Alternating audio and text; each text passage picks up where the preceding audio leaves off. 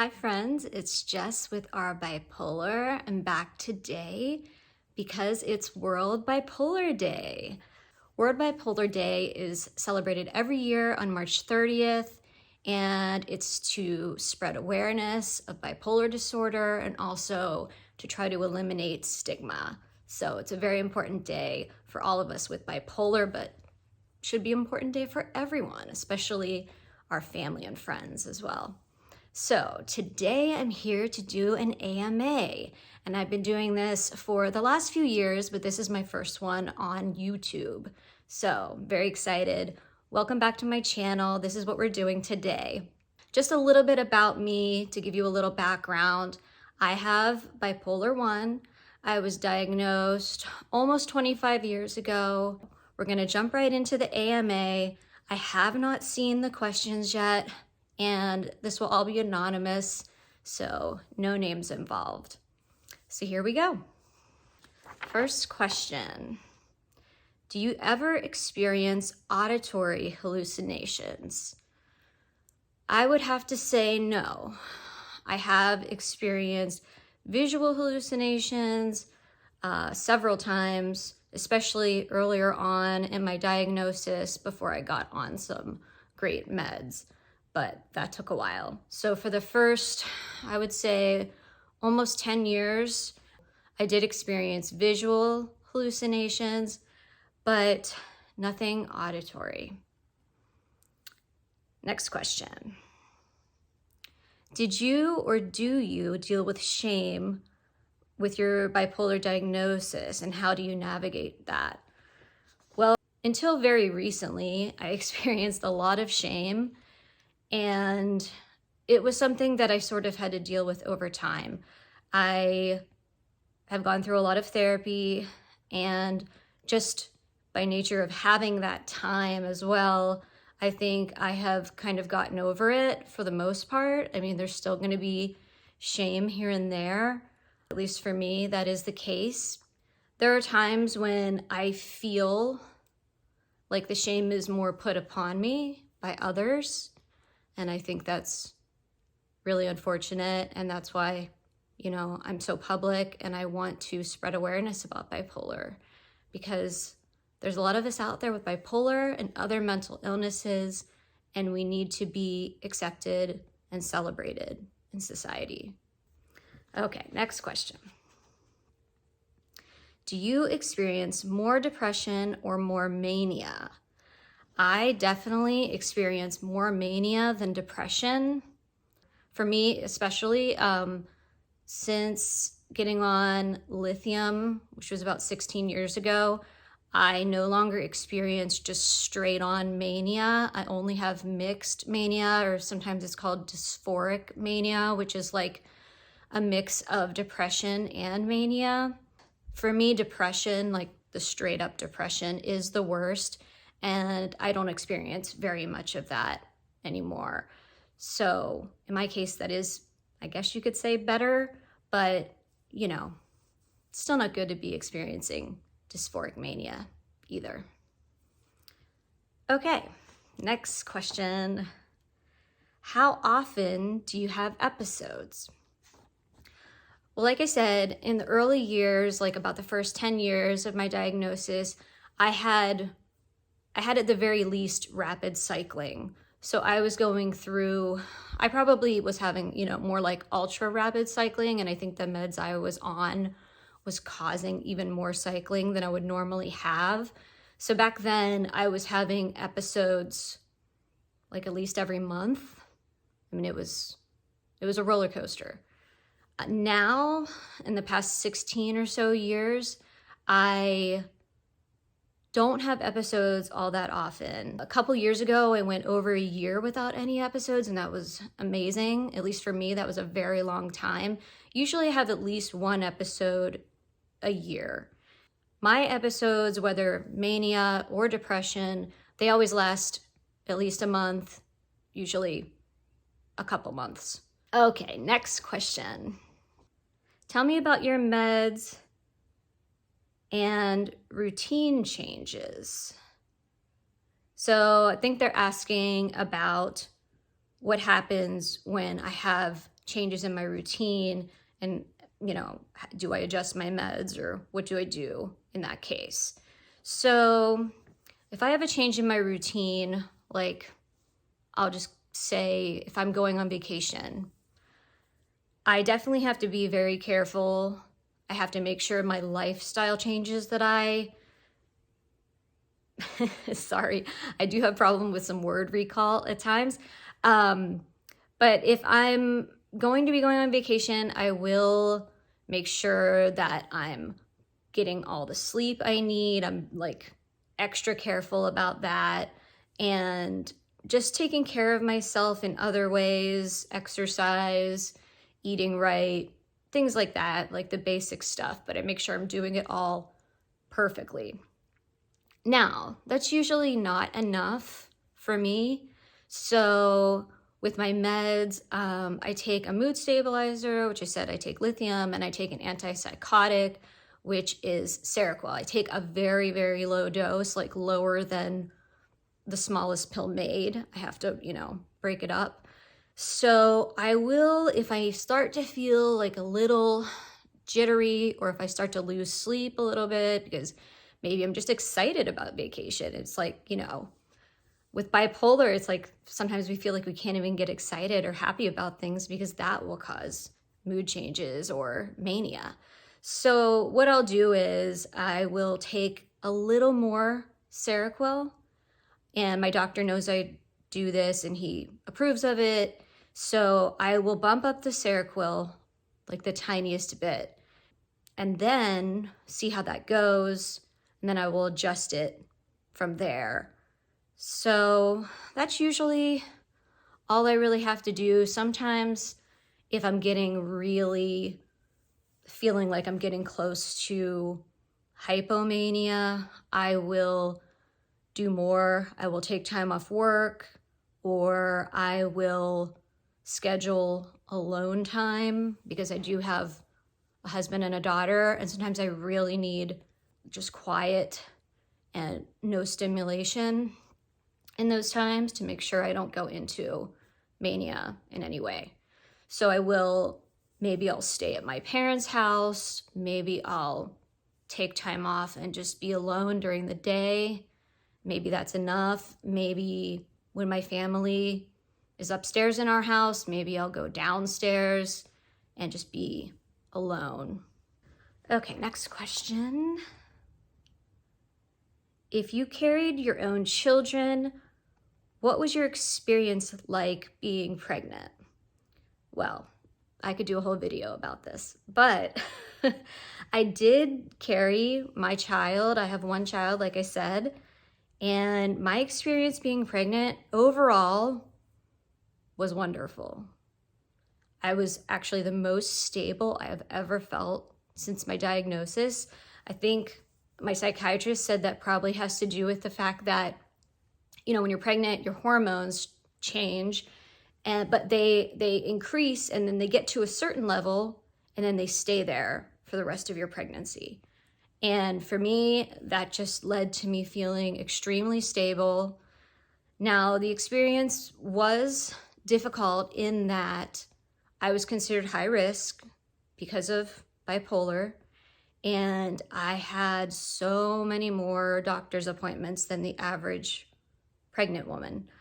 So I had all of my, you know, OBGYN appointments, and then I had all these extra psychiatrist appointments, and I have hypothyroidism, so I had all of these extra endocrinologist appointments, to the point where right before I had my daughter, I guess in the month before I had my daughter, I had to see my psychiatrist every week. And then after I had my daughter, I had to see my doctor, I think it was like every other day for a couple weeks, because of the chance of postpartum depression. You know, it's much higher in people with bipolar, and also postpartum psychosis, which is a very real possibility, again, with people with bipolar. But I didn't have either of those. I just did very well. She was perfectly healthy and fine and wonderful. Next question. Managing episodes in a relationship. So I assume they mean in a romantic relationship. Yeah, that's not easy. So like I said, I'm married. My husband is Brian, and we've been married 12 years and together almost 15 years. He and I, for the most part, work really well together when I'm having an episode. Now, when I have it's interesting because my husband has a physical health problem that he was born with, and it comes across very much similarly to my mental illness when I'm having symptoms. So it's like we both are pretty irritable. We both need alone time. We both are just not on our game, and we need help from the other person, especially with our daughter. Our daughter just turned 7. So, when she was younger, especially, she needed a lot of care, and there had to be someone doing it. And there were times when both of us had symptoms, and it was really hard. But for the most part, he is very understanding. He knows that I have this illness, and he has to help at certain times. And sometimes it's really poor timing, like I said. And sometimes I think he probably wishes that I didn't have to deal with this and that he didn't have to deal with it either. But we do our best and we make it work.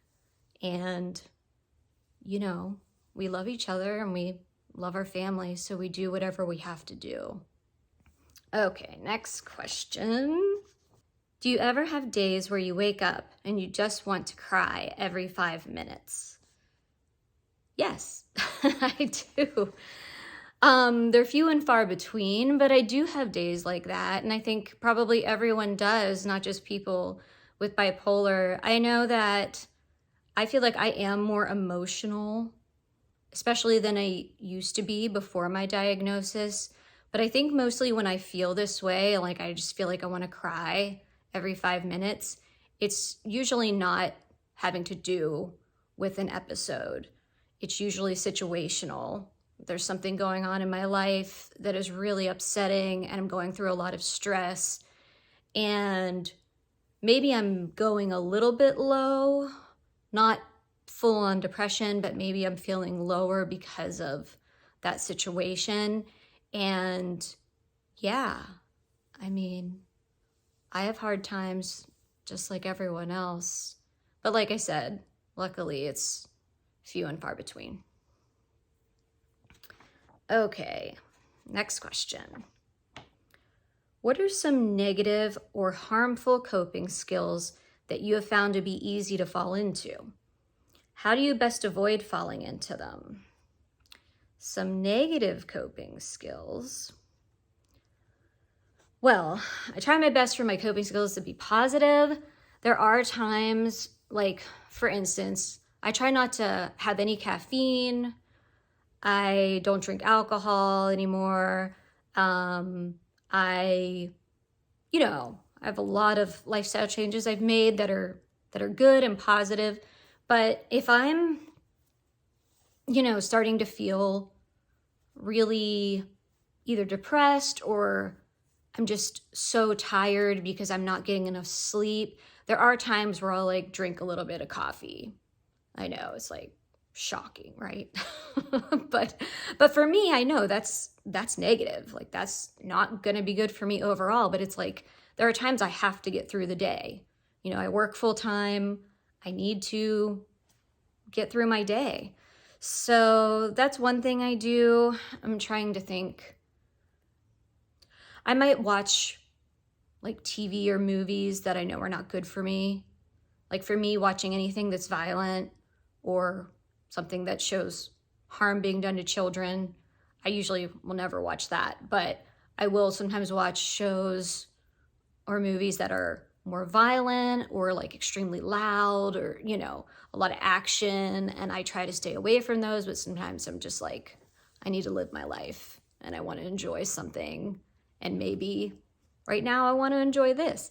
But I do try not to, and usually what happens is like I'll watch something like about a serial killer because I'm interested in the psychology of serial killers, but watching it sort of haunts me for days on end afterwards. And that will be enough to stop me from falling into that trap again. Next question. Do migraine and bipolar affect one another for you? I would say they do. So yeah, I suffer from migraine.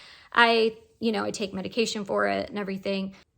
They affect each other, but like in a very different kind of way than you might be expecting. So the migraine medicine I take, that is my rescue med that I take, just when I have the headache, makes me extremely tired because of the lithium. It interacts slightly, and usually my migraines will last 3 days. So if I have to take this pill every day for 3 days, it sort of compounds the tiredness to the point where the third day I'm so tired. But if I'm starting to feel some bipolar symptoms, it will actually help me because it makes me tired, and this rescue med helps me sleep.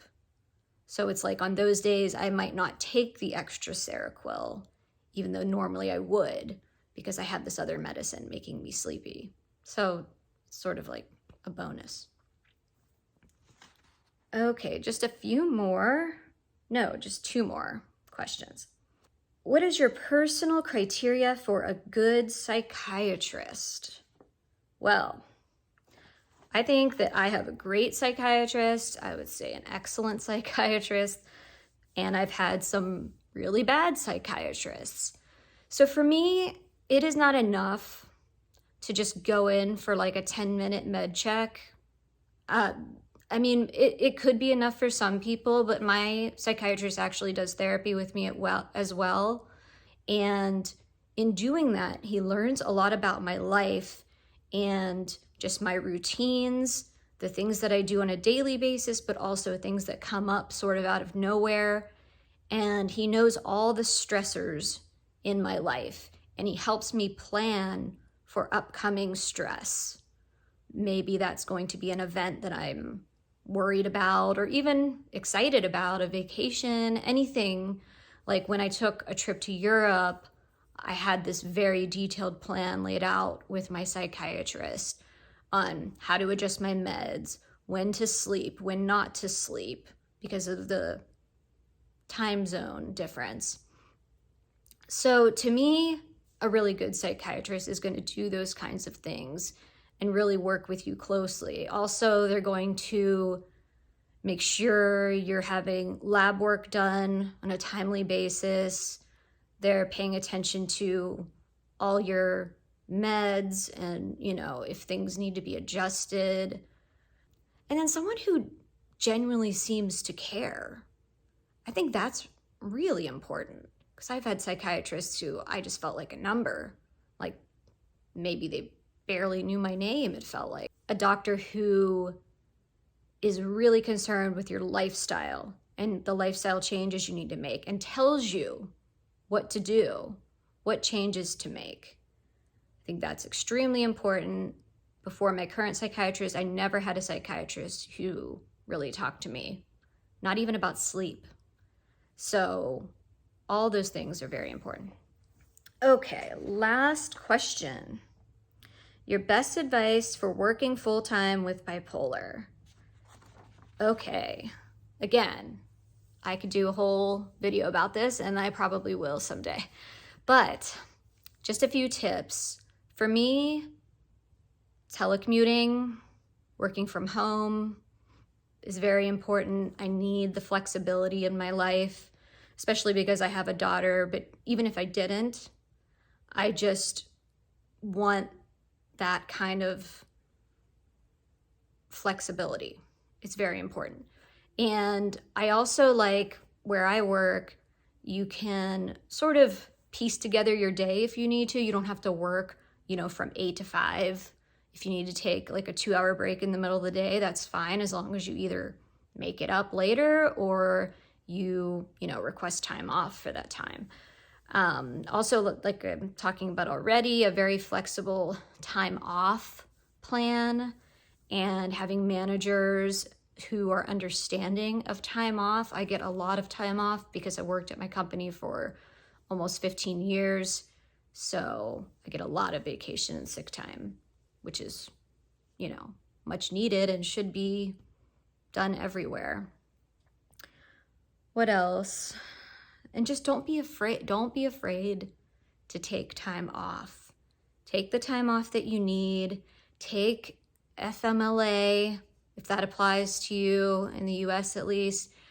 Do what you need to do when you have symptoms, and don't try to work through it. You know, I know I've done it, but you need to make sure you're staying well, because that's the only way you're going to be a good employee or be a good coworker.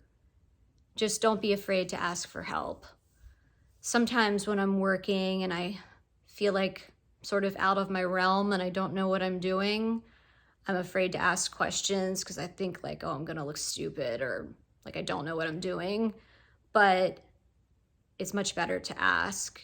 And chances are the person you're asking realizes that this is something you've never done before. So it's only natural you're going to need help. I think that's it.